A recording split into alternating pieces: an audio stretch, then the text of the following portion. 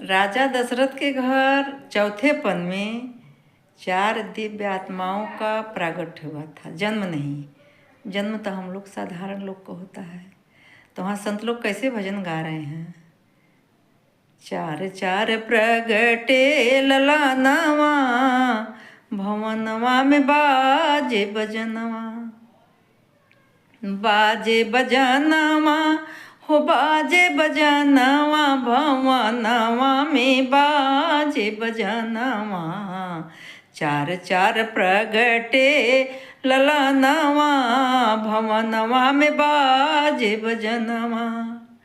नारद मुनि जी बीड़ा बजावे, नारद मुनि जी बीड़ा बजावे, बीड़ा बजावे हो बीड़ा बजावे।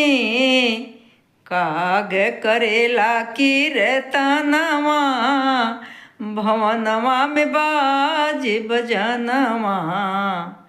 4 4 प्रगटे ललानवा, भवनवा में बाजे बजनवा। 2 सूत नीलमणि छवि छिनात है, 2 सूत नीलमणि सांवले रंग का 2 जन थे, 2 जन गौर थे। छवि छिनात है, 2 सूत कंचन बरनवा, भवनवा में बाजे बजनवा। 2 सूत कंचन बरनवा, भवनवा में बाजे बजनवा।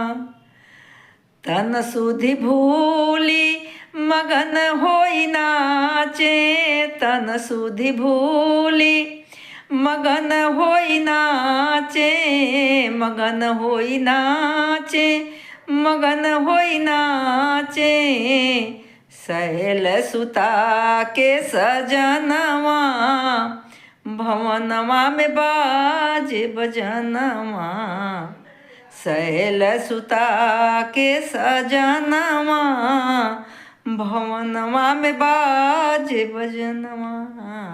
4 4 प्रगटे ललनवा, भवनवा में बाजे बजनवा।